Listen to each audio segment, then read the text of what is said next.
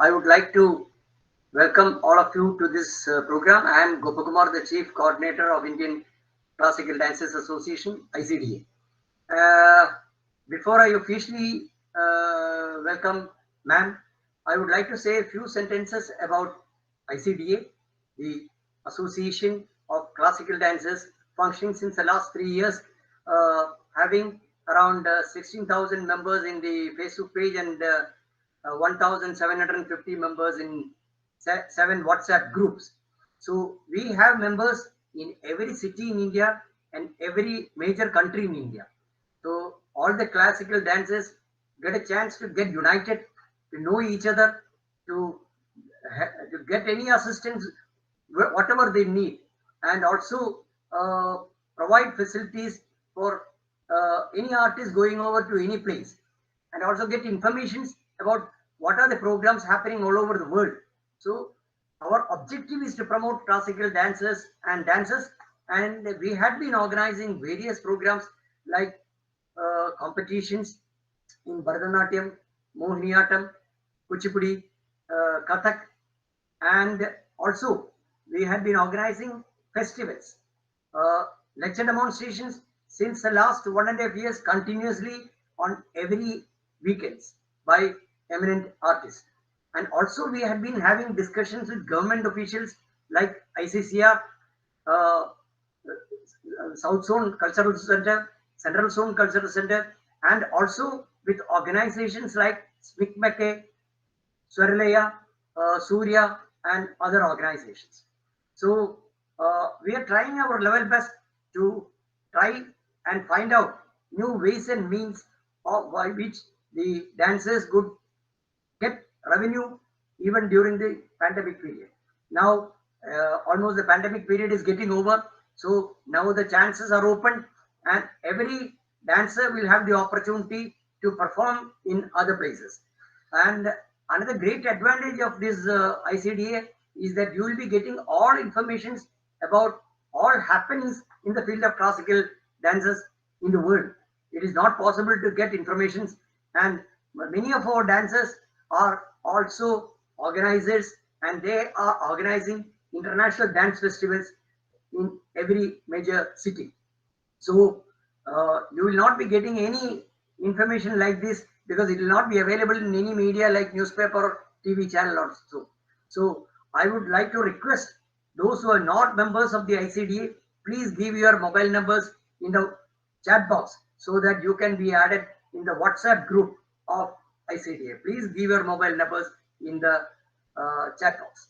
So today we have one of the eminent dancers, scholar, academician, Dr. Mythili Anoop from Hyderabad to give a lecture on Mohiniattam, the dance of Kerala. So, on behalf of Indian Classical Dancers Association, may I welcome Dr. Mythili Anoop. Thank And, you. Many and thanks. I would like to introduce our ICDA coordinator in Kolkata, a talented dancer, a young talented dancer, Sourami Mukherjee. She is the host of the day, and I would like to request Sourami to officially introduce Dr. Mythili Anoop. Sourami. Thank you, sir. A very good evening to everyone.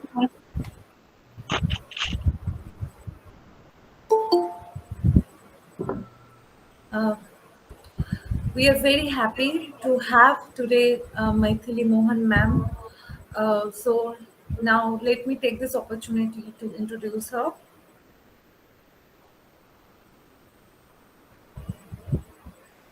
Dr. Mythili Anoop. Dance, academics, and home. These are the spheres Mythili inhabits. An ICCR empaneled artist, undergoing advanced training under Guru Kalamandalam K. Shemavati and Guru Sadanam Balakrishnan, Mythili has also learnt at briefly at Nalanda and Shrutilaya, and has had a long association with Dasyam, founded by Srimati Gopika Burma as a student, instructor, and performer. Her learning also took her to Natana Kaidali, where she underwent 3 phases of the Nabarasa Sadhana workshop under Guru Ji Venu and learns the Desi Mohiniattam repertoire from Guru Nirmala Panikar. Mythili received her doctorate from the Humanities and Social Sciences Department of I.I.T. Bombay under the guidance of the scholar and Hindustani music exponent Professor Milind Malshev in Semiotics of Mohiniattyam. Mythili loves to experiment and is always full of ideas to dance to new texts and concepts without the limitations of language or religion. She has composed her own repertoire, which includes Telugu compositions, selections from Kalidasa, and Sufi compositions, in addition to the traditional pieces. Moham is an institute in Hyderabad initiated by Mythili 5 years ago to promote the dance form of Mohiniyattam. She was She was felicitated by the Telangana Sangeet Natak Academy last year for her efforts in teaching and performing the dance. Her book publications include Mohiniyattam, an Indian dance tradition, a language of feminine desire, published by Suvi Publications, and an edited volume Scripting Dance in Contemporary India by Lexington Books. She has received some recognitions such as Padmavati Puraskar and Yuba Kalaratna and Amrapali Award.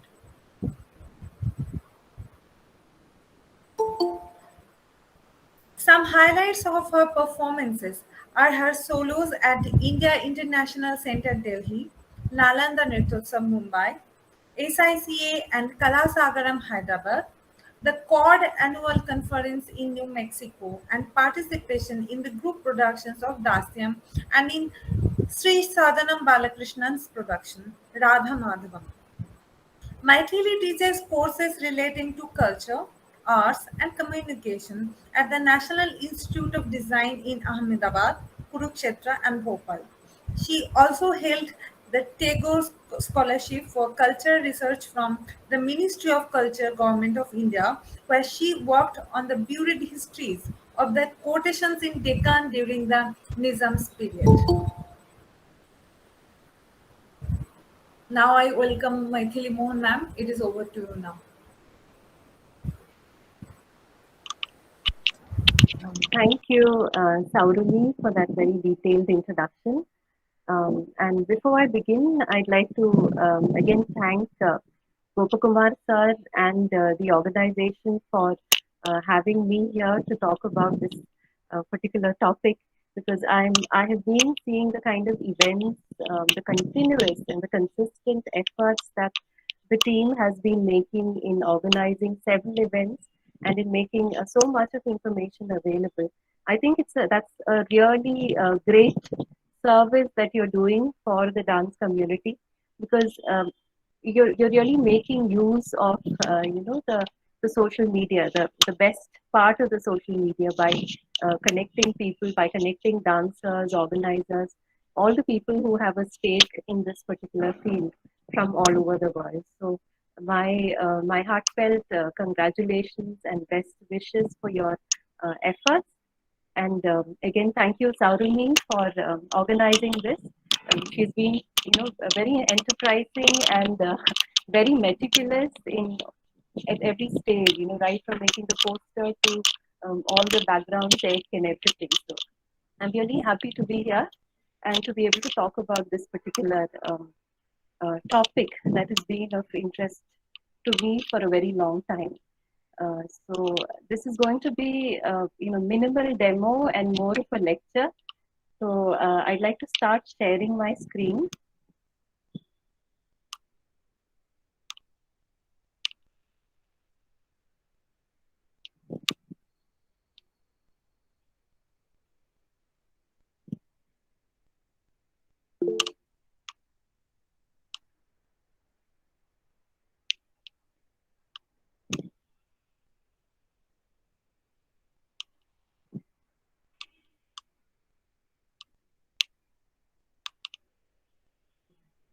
Presentation is not visible. Let me just try to open it again.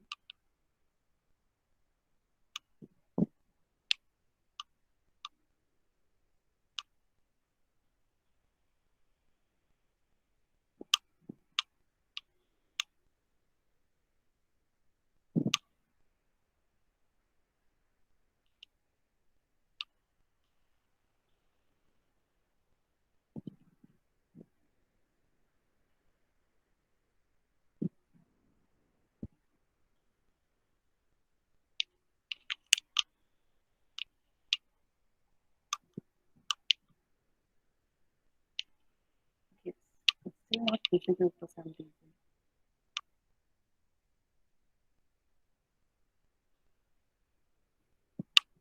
Just give me a minute.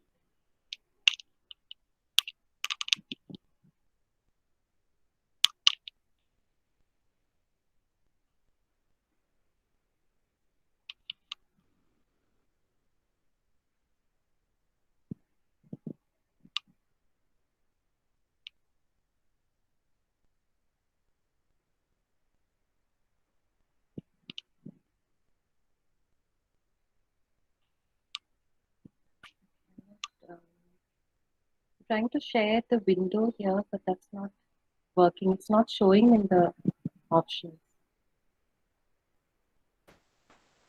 Ma'am, here.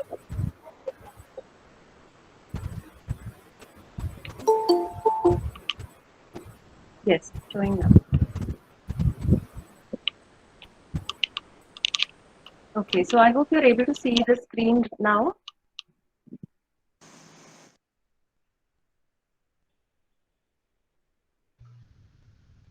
Yes, yes. Okay, yes. So the topic that we decided today for today's lecture is the semiotics of Mohiniattam. So now a very obvious question that comes to mind when we say semiotics of Mohiniattam, why semiotics? I mean, what is semiotics? Is it just a fancy term to talk about things that we already know, or I mean, what is it? Is it just another fashionable or high-sounding term? What is it that we gain out of using terms like this? Because we have our classical dances, we know our classical dances. Most of you are dancers, and you all know a lot of dance theory that draws from the shastras, from Natya Shastra, Abhinaya Darpana, or Nritta Ratnavali, Sangeeta Ratnakara, Balarama Bharata.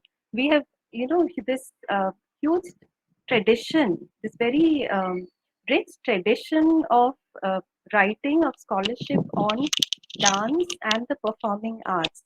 And that is what we have been drawing from, that most of our institutions, most of the courses in dance that we do today draw from this uh, scholarship base, which is basically, these Sanskrit texts, right? So when we have that, why is it that we need to use something, use a term like semiotics or some other such term, which is not even from our culture, right? I'm sure this is a question that can pop up in many people's minds, but and I'd like to answer that first. Okay, so let me recruit the words of Marcel Denesi, one of the greatest, great semioticists, who says human beings are interpreters of signs, and human history is essentially testament to humanity's quest to understand the meanings of the signs that characterize human life. So, if I were to try and simplify this, what Marcel Denesi is trying to say is that human beings fundamentally have this instinct. They have this fundamental nature to want to interpret and to want to make sense of everything around them. And there are several examples of this. You may have heard of people finding all kinds of sacred symbols in nature, maybe on a tree or on a leaf, the Om sign, the sign Om, or even the cross, um, or probably the outline of the face of Christ, or God, or any of the gods for that matter. So, I mean, are these things really there, or could it be that these are just freaks, accidents in nature, which we then try to interpret, to read into, we fill in the dots, we connect the dots, and we read some meaning, something that is a very strong meaning that touches our lives, that touches the core of our faiths into these things that happen in nature. So now this is just an example of the continuous activity that we do every day of trying to make sense, of trying to read into things, right? So as human beings, from the time that we are born, from our infancy, we get socialized into a world of different kinds of languages, different kinds of semiotic systems. And as you grow older, you get steeped into it so much so that it becomes like um, your second nature. So it's like they say the fish is aware of everything except the water around it. So that's the case with human beings and science. I mean, we are aware of everything. We are aware of everything else except the science. The fact that these are all things that we have learned, okay, that we have been socialized into. So our lives are governed by several such semiotic systems, several such codes. Okay, and so so when you start thinking about all kinds of human behavior as a semiotic system, then obviously dance is a very significant kind of human behavior, because it is human behavior that is nearly universal. Although the forms of dance may vary from culture to culture, but it is universal. And we can also probably say that it is species specific, because uh, there are other animal species that dance, but how do you define dance in that case? Do they dance for recreation? Do they dance to express themselves? So these are all questions that need to be asked, whether dance in the animal world is comparable to dance in the human world. So basically the point that I'm trying to make is, for us, dance is not just a form of something that we do for our survival as a species. Maybe there is not much of there's a very oblique connection between dancing and between surviving as a species. But dance is part of this phenomenon of culture, and it is a very important kind of semiotic activity that human beings do. Okay. So I've used that word quite a lot: semiotic system, semiotic activity. So what exactly is semiotics? So semiotics is basically the study of signs and symbols. Okay, and what are signs and symbols? Before I get to that, I'll just give you a small overview of what I'm going to do today. I'll give an overview of what is semiotics, okay, how do we understand semiotics, and then we look at dance as a semiotic system. I'm just going to focus on three things here: body movements, postures, emotions, or rasa, the term that's used, and hand gestures, hasta. So along these three parameters, I'm going to discuss the idea of dance as a semiotic system. Okay. Yes. So getting back to the idea of semiosis, of creating signs, of interpreting signs. Human beings, one of the writers called human beings as Homo significans, because we have this innate desire, this innate instinct to constantly create meaning and to read into meanings and to read phenomena, things around them, as signs that stand for something. So when we are talking about signs here, what are the signs? I mean, what is that range of human behavior we are talking about?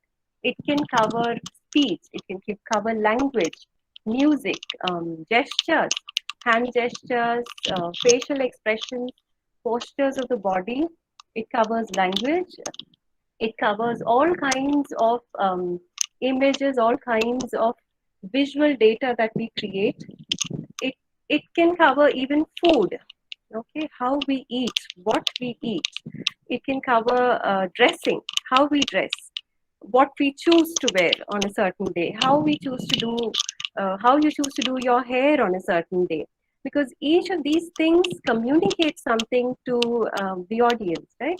So if you decide to wear a sari on a certain day, then obviously somewhere you want to show show strong associations with your culture, with the Indian culture, with Indian tradition, right? So what you choose to wear, how you choose to combine the things, the accessories, the things you wear, and all of these things also form another semiotic system. So when we talk about semiotics, when we talk about science, it covers the entire range of human behavior. Words, images, sounds, even odors, even smells, flavors, acts, and even objects. Okay. For example, when you decide to furnish your living room in a certain way, you're very careful about the kind of objects that you want displayed there, because there the objects are communicating something about you as an individual. Right? So even objects can become signs. And the thing to remember here is most of these signs, they don't have any meaning by themselves. For example, if you take the plus sign, um, it can, in a certain context, it can mean the mathematical operation of addition. Okay, but in a different context, for example, if it is on a first aid kit, then obviously it stands for that, the sign of the medical symbol. Or if it is a sticker on somebody's car, then we know that that's the car belongs to a doctor. So it really depends on the context, and it depends on the interpreter, on the person who's interpreting, who's reading meaning into the sign. And the thing to remember is that nothing is a sign unless it is interpreted as a sign. So, for something to become meaningful, there should be another person who interprets that thing as meaningful. Because if it is somewhere in the middle of nowhere, where there are no human beings, lightning strikes and a tree gets burned down, the burnt tree stub, it means nothing because there is nobody there to see that and to imagine that, okay, this has probably happened. Okay, so for something to become a sign, there should be a human presence around it. Otherwise, uh, it just exists without anybody to read into it, without anybody to interpret it. It never becomes a sign. It's just a potential sign. Okay, and another thing to remember is that we think only in signs.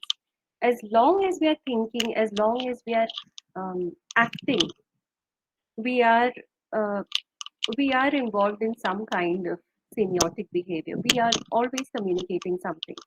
Okay, remember the term signs of life. When you're dead, you become still.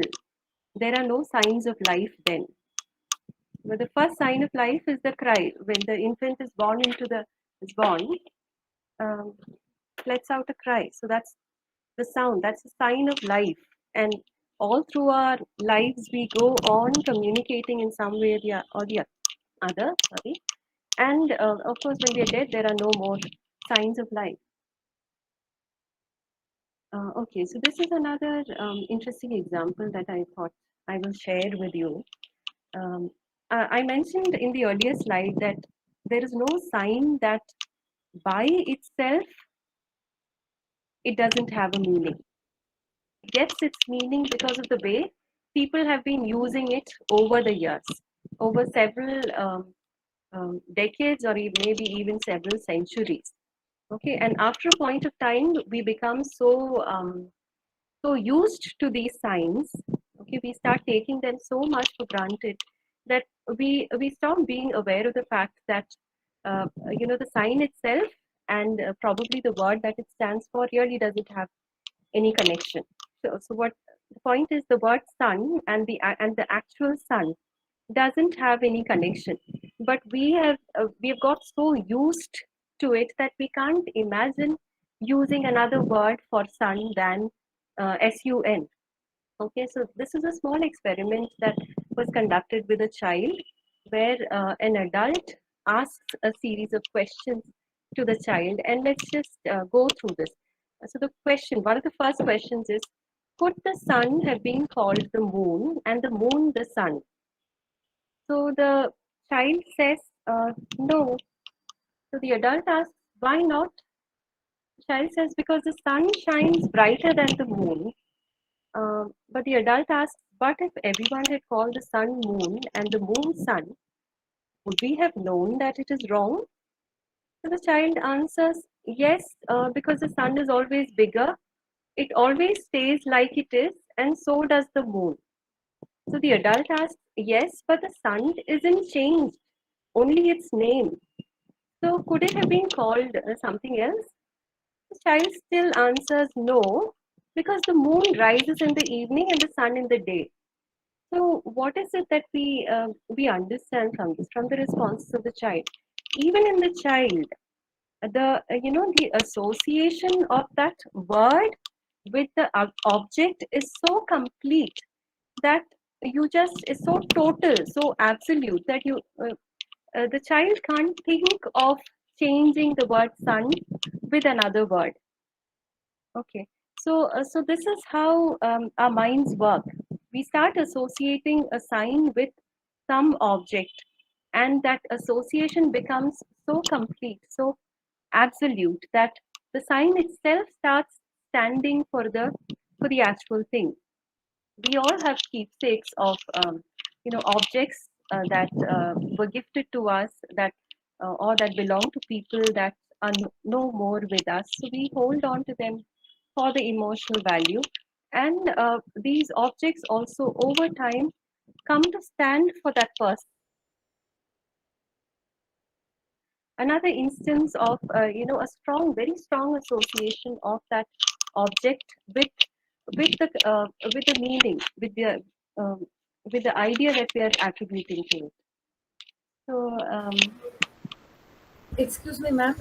yes, Ma'am, some additional sounds is coming. from is it from my side? Yes, ma'am. I think, ma'am. I think so. Okay, because I'm not able to. There's no other sound here. I don't know. Yeah, ma'am, I can understand, but the sound sometimes is coming. Okay, is it better now?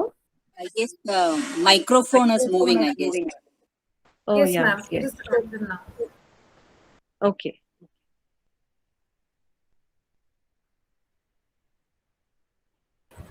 Yes, ma'am, carry on, please. All right. So I'm just going to move on to the next slide. So that was just a very brief introduction into semiotics. Semiotics is a very vast area, and it is like a treasure chest of lenses, of perspectives, of ways of looking at the things around you, of ways of understanding human behavior. And it's also like a toolbox because it'll help you to see things in a different way, in a new way. So I have tried to look at dance as a semiotic system. So this is what I for my doctoral research. So here again, I'm going to focus on a few things because this again includes a lot uh, of some of them. When we talk about dance as a semiotic system, dance as a language, um, it's a very complicated language because uh, it is not just one medium we are talking about. It's multi-sensory. There's music, okay, and there's vocal music, there's instrumental music, there's lyrics or the song text. When we're talking about lyrics and song text, there's again obviously some poetry or some dramatic text, and with that comes all the allusions and all the figures of speech and all that that the great scope that literature itself offers for interpretation. So that is another layer. And then sometimes in the music, in the song, there are no lyrics, there are no words, but there are chollas. Chollas are syllables. And all forms of classical dance use different kinds of chollas, which are, which have a certain regional characteristic. I'll give a few examples of them. See, when we talk about lyrics, when we're talking about the song text, there is a definite meaning. Okay, so the words have a definite meaning. There is a poem and there is a definite meaning. There's a situation that is communicated. There is a naika or there is a nayaka, and there is a mood that is created. All of that comes into the picture. But when we talk about dances where there are no words, there are no meaningful words, there, what is the meaning that is communicated? Is there meaning that's communicated? So maybe there is no, precise referential meaning that's communicated in the sense that there is no story, there is no episode, or there is no, well crafted situation there, but there is still a mood depending on the chollas that are used. For example, I'll give a few examples, and you can see how different kinds of chollas create different moods. Okay, so these are all chollas taken from sopanam music. Tare titakati kutakate takataka tare. Tare titakati kutakate takataka tare. And that goes on. So here there is a certain mood. Now, if you compare that with dhinkina tom, adi dhinkina tom, adi dhinkina tom, and that goes on. So here you can see the syllables, the sounds, the dha, that creates a different kind of a mood. Okay. Again, there are still many more. Ta, ti, tom, nam, ta, ti, tom, nam, ta, ti, tom, nam, and that goes on. So every set of chollas create a different mood, and that mood itself here becomes the meaning. Although there is no obvious meaning for these words, these sounds, the kind of sounds used, the pace at which it is told, and the rhythm in which it is set creates specific moods which the dancer then utilizes according to the situation or the mood that she wants to convey. So that is, that is when we look at the chollas or the syllables. Now, of course, when we talk about dance as a semiotic system, the major part of it is movements, because dance is basically movements. Sometimes there may be no music; it may be just pure, absolute silence. But if there is movement, it becomes dance, right? So movement is the most important part of it. So when we look at movements, I'm going to look at a few things like the body positions, the different postures that are used, um, the expressions, the facial expressions, and the communication of emotions, and the hand gestures. Okay, so we'll get to that in a while. Now, when we talk about gestures, this is one classification for gesture that has been proposed by Ekman and Friesen, two scholars. When we talk about gesture, how do we understand gesture? A gesture is basically a manifestation, some way of showing something, an idea, a concept on stage, or in the form of on stage action. Okay, so now this is a fairly good definition of a gesture, because if we try to think about gesture only in terms of hand gestures or only in terms of facial expressions, it becomes a little problematic because the entire body is involved in the act of gesturing. And again, when we start thinking about gesture as words, uh, it's again problematic because many a time we don't know. For words, we know that C, D, A, N, C, E, there are these 5 alphabets and you have this word. But when we talk about gestures, we don't know where exactly, at what point in time does that gesture begin and when does it end, because all movement is a continuum. So the way we can divide language into words, is it really possible to divide the continuum of movement into these discrete gestures that are separate from each other? So that becomes a little problematic. But despite that, we have in dance, we have hand gestures, we have systems of hand gestures. So a hand gesture begins in a certain way and it ends in a certain way. So there is a beginning, a middle, and an end. So that is very clearly defined in our hand gesture system. So, but nevertheless, when we talk about gesture as a totality, it's complicated.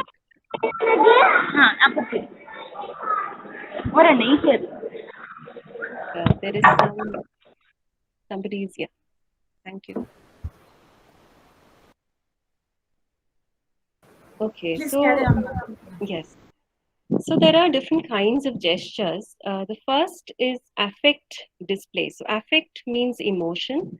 So affect displays are all kinds of emotional expressions. Okay, so the face is very important there.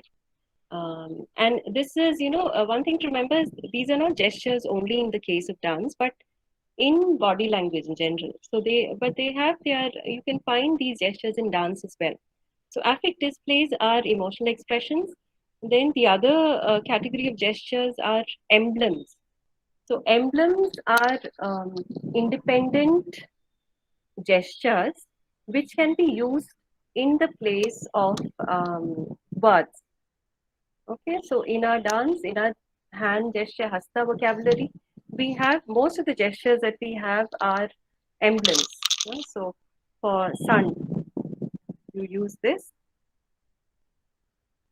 and whether the word appears in the song or not, this gesture means sun.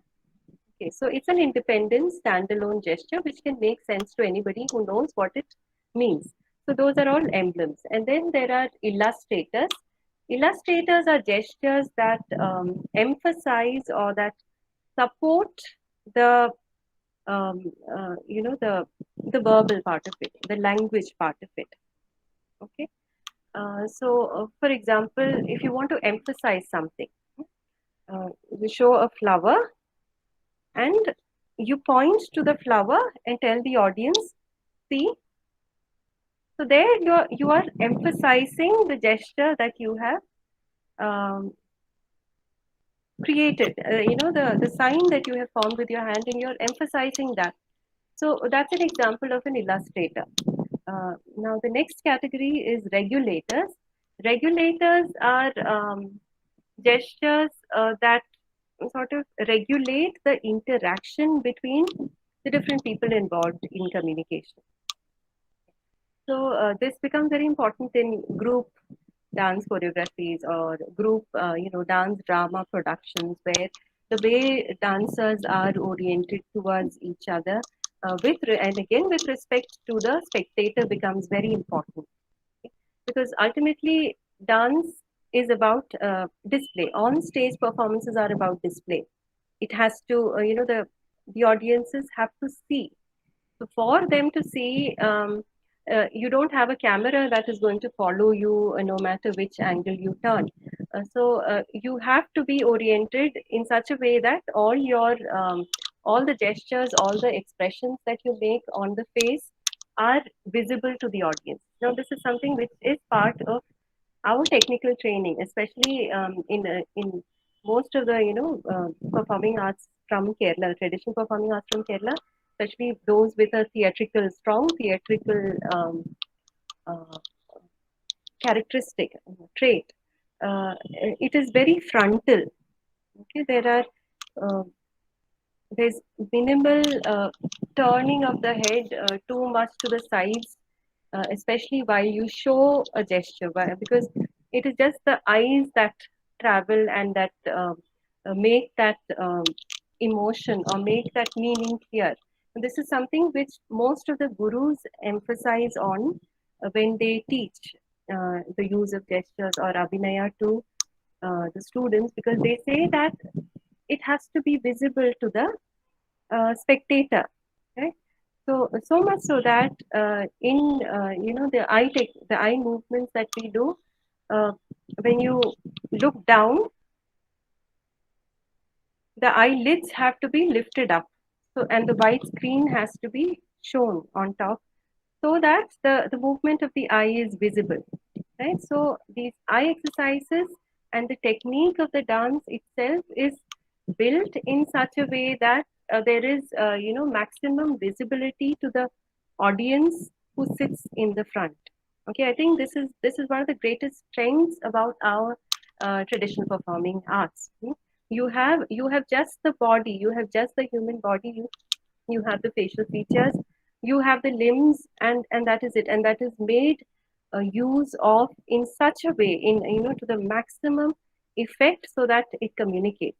And that's where the strength of technique comes in. So that's as far as regulators are concerned. Now the last category is body manipulators. Now this is not all that important, because these are gestures which sort of happen without without people being aware of it. So they are unconscious kind of movements that can happen. For example, if you have an injury somewhere, you may there may be a tendency to touch that place, or maybe limp or slightly drag. So all those things can happen in any context, even in dance it can happen. But we are not really going to be bothered about that. So what I was telling you is about this greatness of our traditions, which believes in semiotic economy. That is, you don't need great sets, you don't need costumes other than the regular dance costume. Right? You don't need a different costume for every character. You don't actually need those huge DJ sound systems or even very fancy lighting. If you are somebody who has a very strong grounding in the technique of dance, all you need is a small space, not even 1,000-seated auditorium, a small space with some rasikas who will be there to give you the energy that you need for your performance, and minimal lighting, even by the light of our traditional brass lamp. That is good enough. And this is what's best captured in this idea of semiotic economy, because you don't need a lot of material, you don't need all this fancy infrastructure. All you need is just your technique, your skill as an artist. And you will, if you are good, if you have a strong technique, if you have the ability, you will be able to capture your audience. So that's the power. Just as they say, an image is worth 1,000 words. Similarly, one gesture is enough to capture the mental state, a certain mental state. Yes. So the eyes speak, the body becomes eyes. Right? So the eyes speak. That's what gesturing is about. What is there, the idea that is there in the mind has to be communicated. And it is not just the eyes, but the entire body itself takes on that, that communicative ability. The whole body becomes eyes. So this is the title of one of Victor Turner's books, was written on coloring. The body becomes eyes. So that is the kind of ideal that I feel dancers should strive towards.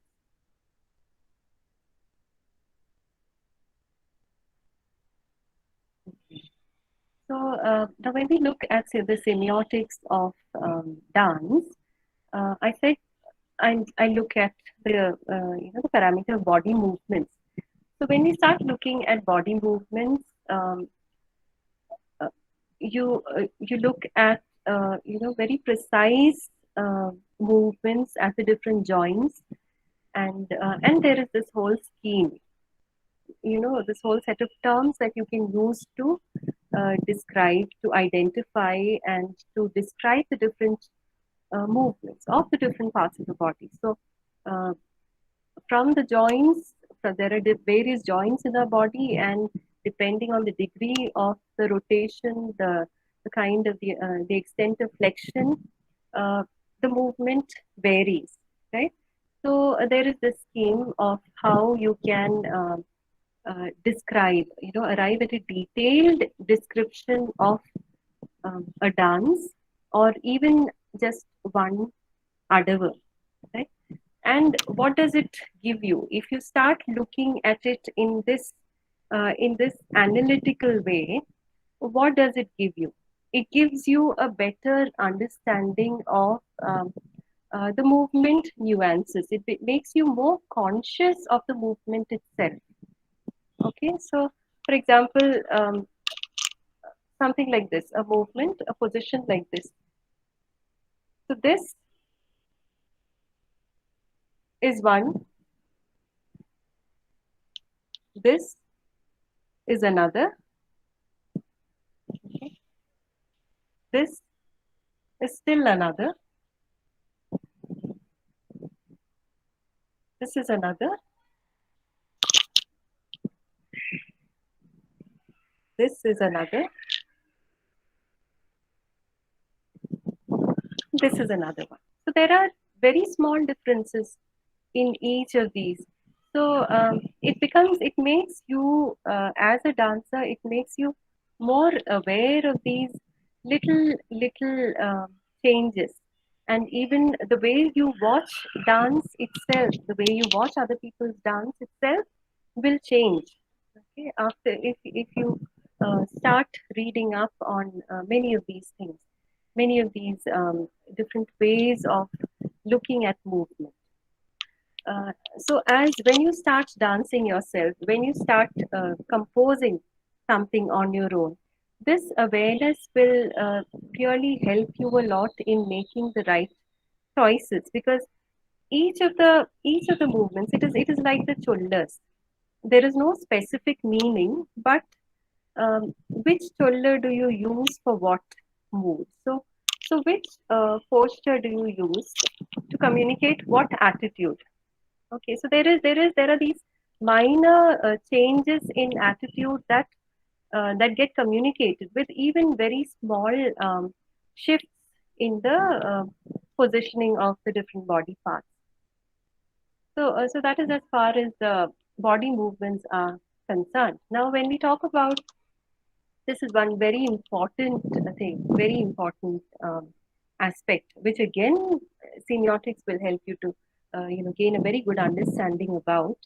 Now, this is a quote by Freud, who said, "What constitutes masculinity and femininity is an unknown characteristic which anatomy cannot lay hold of." So, what makes you masculine or feminine is not really the biological aspect, but it is the way you have been brought up, the codes of body language that you have acquired, okay, the universe of body language that you have grown up in.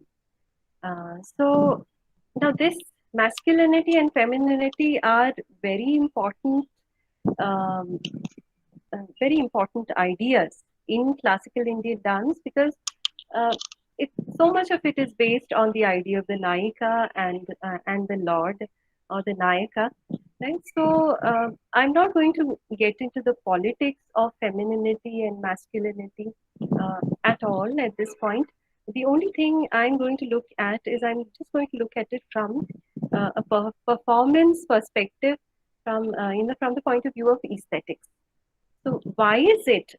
I'm sure all of you will agree that there is a very strong way in which a very strong difference between the way Nayikas and the male characters are portrayed in dance. Maybe this kind of difference doesn't exist in real life, but we have this very strong distinction in dance. So, what is the purpose of that distinction? Because obviously, dance is a visual medium. So, unless there is that stark contrast, it becomes difficult to identify characters. Okay? So generally, I'm just presenting very general ways in which the two are projected: feminine characters, masculine characters. There are other. There's this other category here, other. So maybe characters that don't really fall into either the purely feminine or the purely masculine, and those are also conveyed very well in dance. But I'm just going to go with the binary of femininity and masculinity. So when we talk about femininity, it is it's always about the curves, the bends, and the sideward glance. It is never upfront.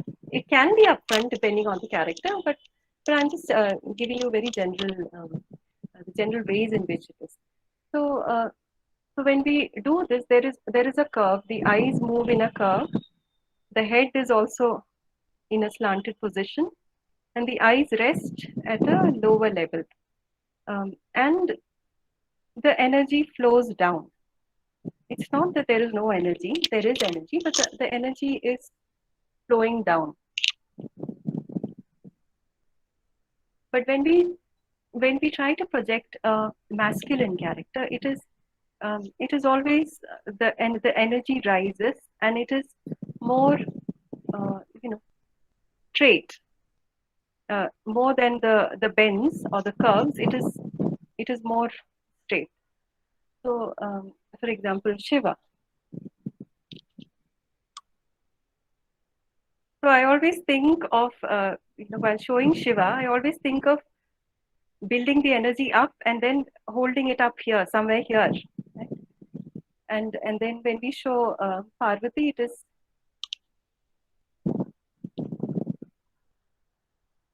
now we're going to see a small the interaction of Shiva and Parvati. Parvati arrives and Shiva holds her and makes her sit on his lap. So I just try to demonstrate that. My skills are, I'm still learning, so please be patient with my skills.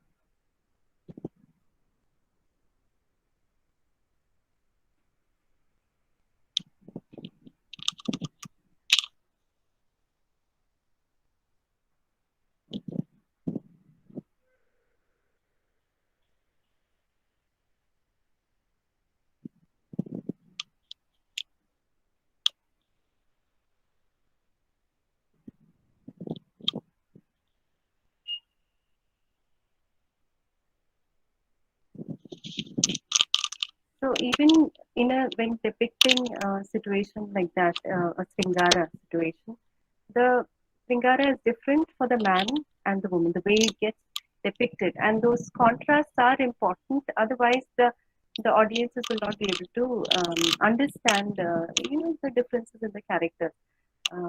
So when you start analyzing each of these things at a very minute level, then it becomes easier for you to understand, and it becomes easier for you to perform them. Right? Now, there are plenty of examples of the other things that are not purely feminine or things that are not purely masculine. For example, when you show Devi as Mahishasuramardini, it is all about Veeram and Raudram. So it is very masculine. Although it's a female character, it is very masculine. Similarly, if there is a song that shows a father playing with the child or putting the child to sleep, it's not a very common thing, but if there is, then in that case, the masculine character assumes some feminine traits or takes on some of these, the feminine body language. Now, there are also more obvious examples of others, such as the character of Shikhandi. Dr. Kanak Rele has a composition on Shikhandi, on Amba, where in the entry of the character itself, she makes a very subtle, very subtly, she does a gesture, a feminine gesture, but she does it in a slightly exaggerated way. And and when it is done in an exaggerated way, it is almost like a little bit like a parody. Then we know that this is not a real woman. It is someone who is probably neither a woman nor a man, or somebody who's pretending to be a woman. But that gesture is enough for us to identify. So this is where I said, these little signs are enough, and our brains and our minds just fill up, connect the dots, and put together the entire character. So this entire piece is on Shikhandi and on Amba, the earlier life of Shikhandi, and how she was wronged by Bhishma, and how she takes vengeance for her wrong, and so on. And let me move on to the next bit. Yeah. So the other parameter that I wanted to discuss was the rasa, the emotions, and how emotions are expressed. So there are 9 emotions, 8 according to Bharata, and the 9th rasa Shanta was added earlier.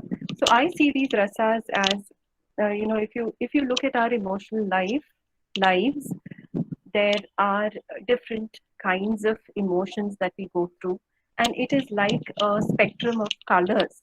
Okay, where you draw the line, where you divide the color, okay, where blue becomes different from indigo, or where yellow becomes different from orange, that precise point is not really identified, but it is a continuum. So similarly, our emotions are also a continuum, and the scheme of these 9 rasas help you to sort of categorize and say this is this, and this is something else, so that it helps us to understand and to think about it in easier.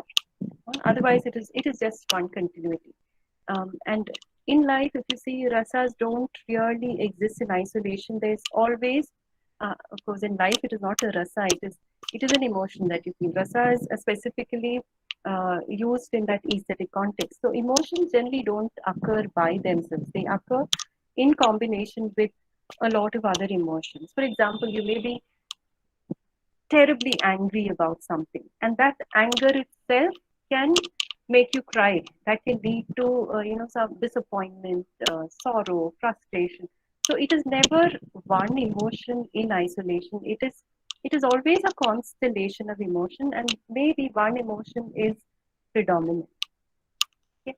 And it is interesting that Bharata has done so much of work, such so many thousands of years ago, and we have more modern. I say more modern because even these scholars are not alive anymore. Ekman, who has come up, he has studied Darwin's theory of expression of emotions in man and animals and all that, and he has done a lot of experiments and arrived at 6 universal emotions. So these are emotions which he says exist in all human beings across the world.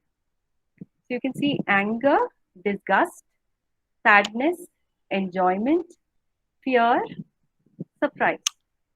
So there are 6 of them, where in Bharata's classification there are 8. Okay, so what are the missing ones? Here you don't have hasya, you don't have hasa, there is no sringara. Okay, there is no there is no, yeah, there is adbhuta. Surprise is there. Okay.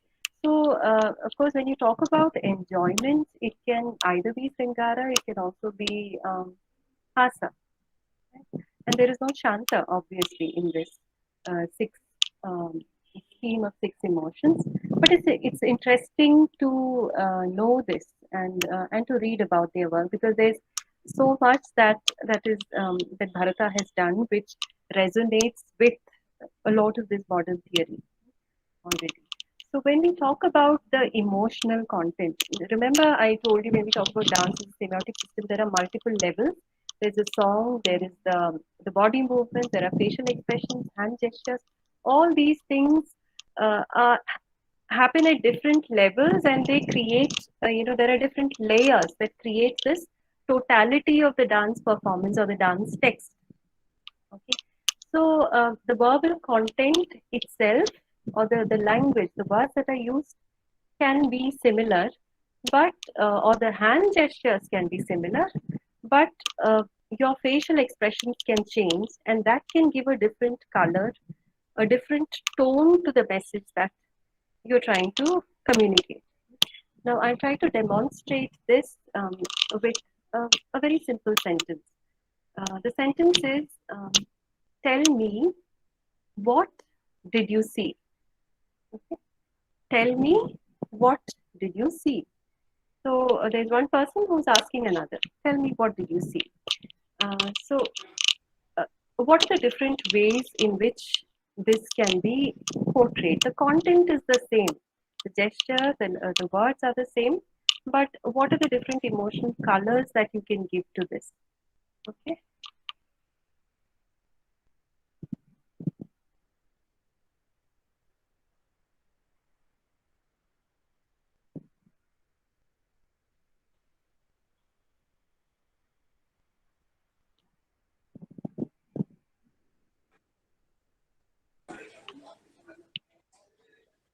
Now, another way could be,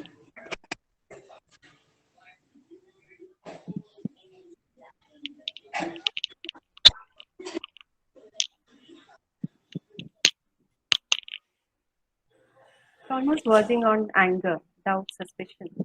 Um, Another way could be,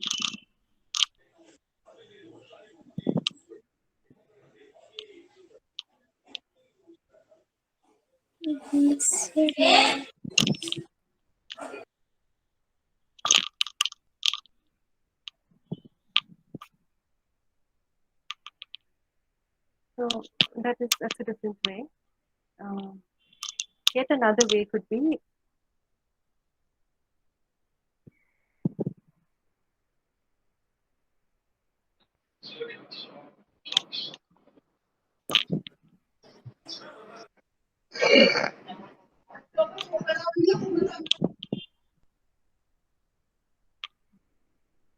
now, yeah, let's do one more different way of doing that.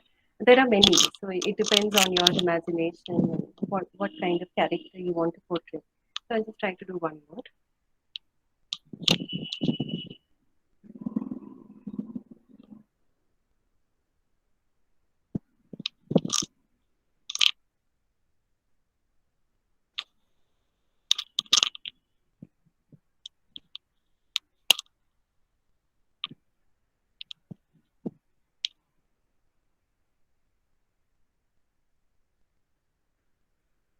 So I try to do the scheming, a slightly poisonous character.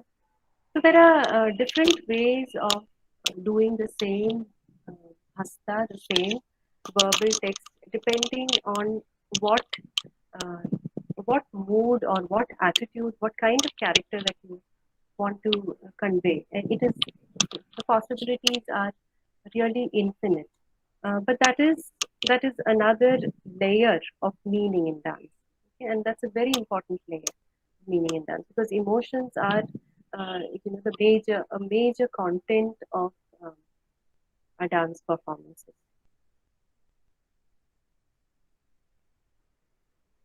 Okay. Now this is yet another level of semiotic analysis. When you look at hand gestures. We already have a very thoroughly worked out system of hand gestures that are followed. So in Mohiniattam, like in the other um, traditional dance forms, drama, theatrical forms of Kerala, we use Hasta Lakshana Deepika as the source text. Apart from those hastas, those are all the hastas that have been codified, that have been formulated, and that are being used even today. Apart from that, um, there are also new hastas because depending on the text, when you have a text that you want to compose, that you want to dance to, there may be words or there may be ideas in it which for which there is no already existing hasta. So there you use your creativity, you use your imagination, your sense of logic to create gestures. So these gestures are obviously they can't be out of the blue. They have to be based on something that already exists, and that will in such a way that the audience can easily understand what you're trying to say. Okay, so now before I get to the new gestures, now I just want to tell you about flowers. Okay, there are gestures for flowers, right? And of course the favorite flower is the lotus. And in the performing arts in Kerala, we always show it in a very elaborate way. Show the lotus blooming.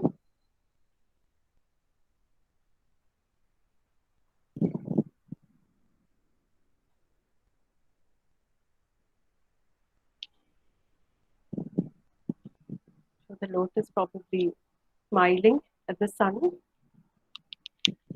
and you show bees drinking from it.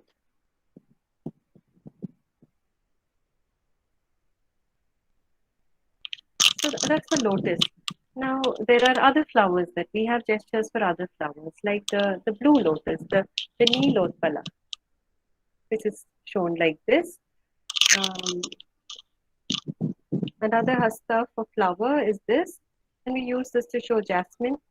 So I initially I thought that this probably means the flower dropping down. So you have, when you show a jasmine, you show a creeper, and then you show the jasmine on the creeper. So this, I don't really know if this is the flower dropping down or uh, my guru, Sadanam Balakrishnan, he said that this could also be the jasmine opening and spreading its fragrance. So not necessarily dropping down, but that again depends on the way you show it. When you want to show the dropping, obviously it is a quicker movement, there's more force. But when you want to show it blooming and spreading its fragrance, then that's a slower movement, and you have a different concept in your mind. The expression also changes. When you want to show a rose, this is another hasta that we use for flower. So when you want to show a big flower, okay, like the Ashoka flower, for example, then probably you open your eyes, you open your fingers wider. But when you want to show a rose, obviously the rose is not as big. It's not a big bunch. So you open your hands lesser. Okay, you could also show the stem of the rose. So it depends. We have a set of gestures, and it depends on how you want to build on them, how you want to adapt them to communicate precisely what you want to say. So although there are not as many hand gestures that are codified as there are words in a language, you can still use your imagination and creativity to come up with variations of gestures that will be very precise in its communication. Now the other aspect of creativity, new gestures. So I learned this composition, which was recently choreographed by Guru Nirmala Panikar, in which the poet talks about a lotus and a bee that comes to drink from the lotus, and it has its pill, and like most real bees, it dozes off with its tummy full. It dozes off, and as it is asleep, the lotus closes, because it is the end of the day. The sun goes down, and the lotus closes. And when it closes, the bee is caught inside. So it is trapped inside. And the bee that's trapped inside sees dreams of being free when the sun breaks the next day. So to show this, the bee caught inside the lotus, uh, what what Guru Nirmala Panikar did was, he said you could try doing this. You show the lotus closed, and you show, I don't know if it is really visible, you show your thumb vibrating inside. So there's something that is moving inside, and that can be seen from the gap within your fingers. So that, I think, is a very novel, very innovative way of showing that particular situation, because you don't have an exact gesture for this situation. Similarly, another instance from Guru Sadanam Balakrishnan's choreography. I've been learning one piece from him on Devi, and it's a highly philosophical dance piece. So when it is something that's highly philosophical, it becomes very difficult to choreograph, because in dance we need to give a concrete form for it. So whatever, however deep the philosophy may be, you need to give a form to it. So that's what my Ashan keeps telling me. How do you show this? The philosophy is all fine, it is all grand, but how do you show this? So this particular piece is about Devi, and of course, Devi, Kali. Kali is blue in color. So this is how you show blue, and the blue itself stands for the infinity, because we have gods, a lot of gods who are blue in color. So blue stands for the infinity, the limitlessness. And blue, especially dark blue, has this ability of drawing you in. So it has that, depth, that feeling of depth, and that feeling of infinitude. So all those ideas, all those are the ideas that should be there in the dancer's mind, even though the gesture is just this. Okay. And when you want to show, so this is blue, and this is color.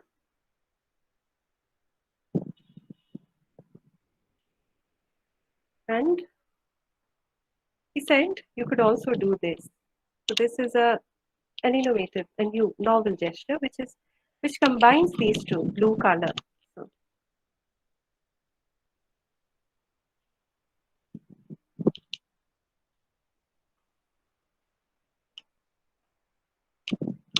So these are all, different ways in which, I think, brilliant ways in which great gurus are able to arrive at novel ways of using the already existing system of hand gestures. Now, and this is something which the Shastras really can't give you, because the Shastras give you what is already there, what has existed in practice, because it is a text. And the practice itself, as it actually exists, is obviously much more richer than what any Shastra can give you. This is my personal view. I'm sure there are a lot of people who advocate Shastra. I have a lot of respect for it, but I feel the practice itself is something which goes beyond the text. And that's why, something like semiotics will be a very good toolbox to use. So with that, I would like to end my part. I don't know if I've taken more time than I was supposed to. So these are just some of the things that I have tried to do here in this presentation. I've tried to introduce the idea of semiotics as a study of science and of human beings as creatures who are constantly engaged in making meaning and interpreting meanings, and try to look at how different binaries portrayed through the body language of dance, and kinesics. Kinesics is the semiotics of body language, and how when you look at kinesics, you study the body, the entire system of posturing, hand communication through hand gestures, through facial expressions, all of that in a great deal of detail. And of course, the rasas are emotions, and how identifying, classifying fundamental emotions and studying how each of these emotions are portrayed, how the facial features change while portraying each of these emotions. Um, and then, yes, this is a term which I think I mentioned somewhere in the presentation. Kinemes are the basic building blocks of movement. So when it comes to language, when it comes to words, we have phonemes. Phonemes are the basic sounds, right? Like pa, ta, ka. When we talk about movement, body movement, kinemes are the basic um, building blocks, because kinemes are what is done in a single effort, like a wave of the hand, or just a move, a single move of the eye or the head. So all these are individual kinemes which then build together to form clusters and um, bigger categories, bigger units. And of course, hastas, or the hand gestures, which is the chief currency in Mohiniattam and many of the traditional Indian dances. So I end with this particular quote by my professor, my PhD guide, who said that the arts have a very special communicative function in every culture. And it is a historically constructed and humanized communicative semiotic which promises to be an exciting area of further research in Indian aesthetics. So, on that note, I would like to open for any questions. Thank you so much, ma'am. Thank you. It was fantastic. It was very informative session. And now it is over to everyone. Anyone can ask question. Unmute yourself and ask question.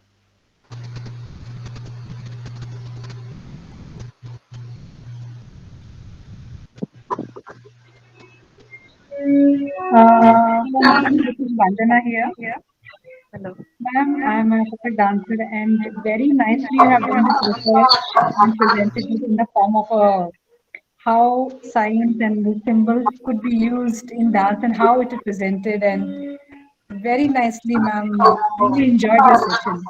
So, ma'am, I want to Thank know you. what made you do this kind of a presentation and how you did this research and how you went about it, and most importantly, like why you decided to do it and how you went about it. Okay.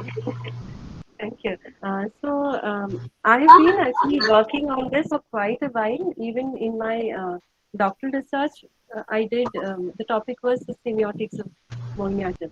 So, with the background that I have, I'm a literature student, I did communication.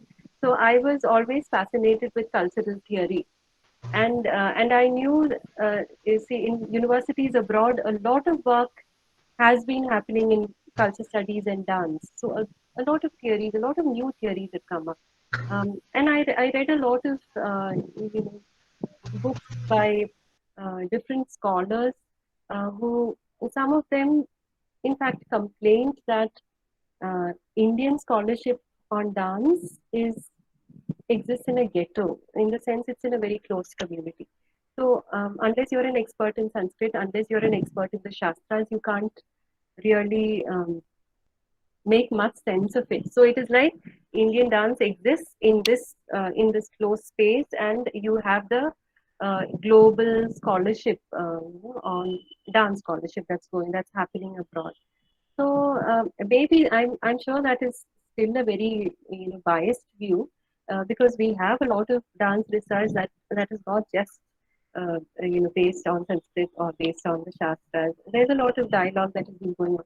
But I wanted to do something where I could use this modern theories on Indian dance.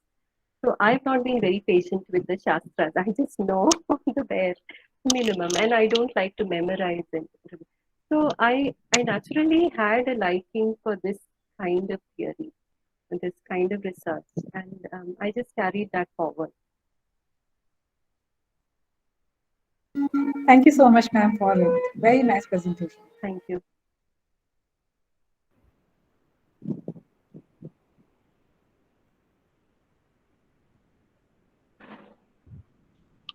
Is there anyone else?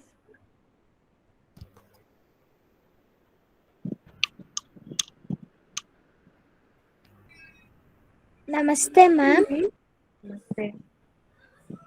Ma'am, my teacher asked how they will do in Mohiniattam, the eyes, how they look for that. My teacher has asked question. Hmm. So can you show that, ma'am? The eyes. Okay. So you may have seen that in most of the dance forms in Kerala, whether it is Kathakali or Kudiyattam, the eyes are very prominent. More than any of the other, the dances from any other part of the country, the eyes are very prominently used in uh, these dance and theatrical forms from Kerala. So especially of late, there has been a trend of using the eyes in a very strong, in a very prominent way, even in Mohiniyattam. So just as the other dance forms, you do adavas every day, right? You do your hastas every day. Similarly, we do our eyes also every day. We do our eye exercises every day. And different kinds of eye exercises that helps you to gain better control over the movement.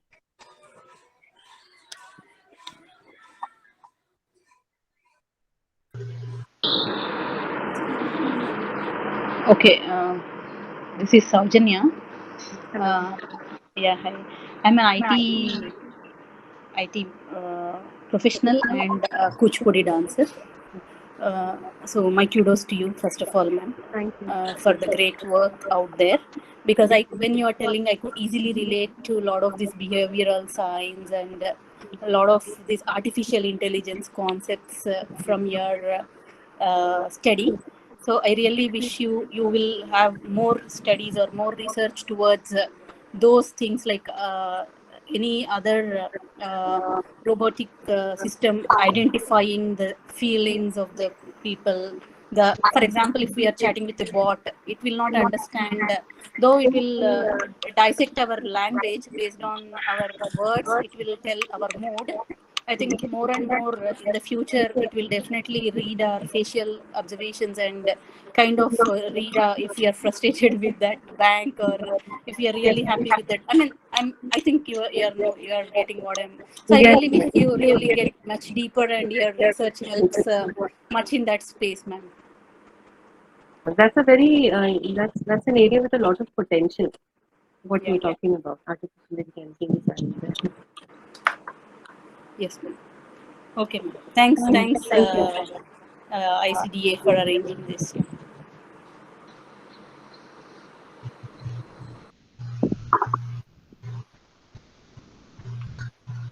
Anyone else? Ma'am, what's your opinion about male artists performing Mohiniattam? There is a controversy in Kerala Yes. about male artists performing Mohiniattam. What's your personal opinion? So I think right now there is no controversy. It is all well accepted because there are a number of male Mohiniyattam dancers. Many of them do extremely well. So up to a point in time, even when men were performing Mohiniyattam, they would dress like the Mohini, like the woman, and perform. But now they perform in the male costume, and there is, I think, absolutely nothing awkward about it. So these that really makes us think about these ideas of what is feminine, what is masculine, um, because many of them do so well, extremely well. And it's a great it's a great acceptance for the dance form itself. The fact that a lot of boys, a lot of men also want to learn the dance form. I think that's great.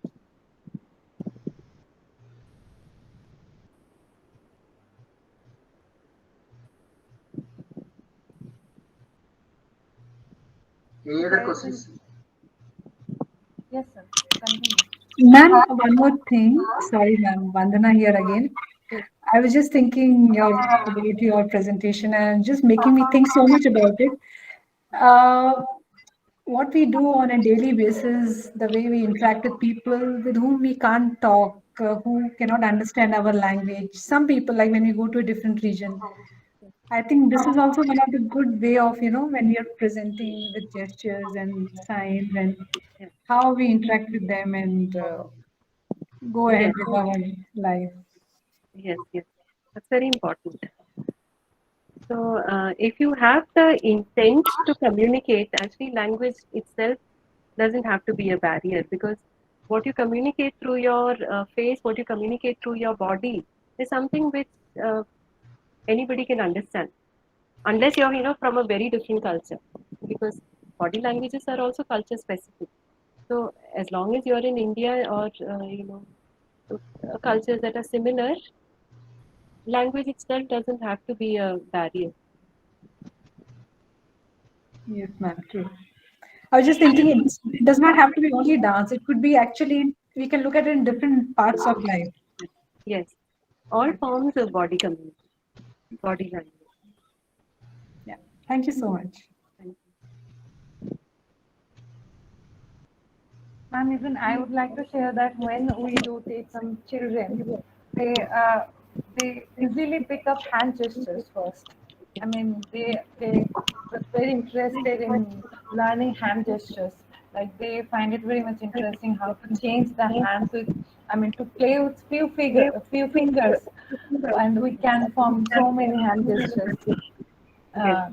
So they find it very interesting more than others. So I have also noticed that.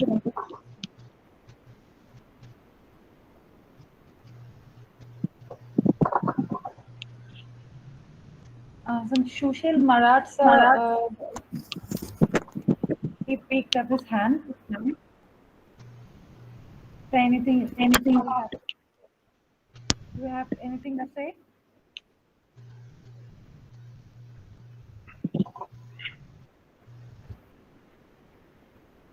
Okay, sir. I think now it is over to Gopakumar, sir. So, ma'am, it was an excellent session. We are really grateful to you for presenting this program today, and you have really learned a lot the subject and gone deep into the subject. And since you have done the doctorate on this particular subject, so many of the dancers would like to know more about this, and we'll be sharing the video of yours in all our groups so that all can watch. Those who could not attend can also watch. On behalf of ICDA, may I extend to you our heartfelt thanks, and also to our host Sourami Mukherjee from Kolkata for her excellent hosting of the program. And also, I would like to announce that day after tomorrow, on the 7th, we are having a lecture demonstration by Amit Patel on Garba dance of Gujarat, and it is on the first day of the Navaratri program. And from 8 to 8 to 17, we are having Facebook live programs of around 20 artists of ICT. So all of you are welcome to these sessions also. So thank you very much. Thank you all Thank those who have participated. Thank you. Thank you very much. Thank you. Thank you, Sourami and Gopakumar, sir.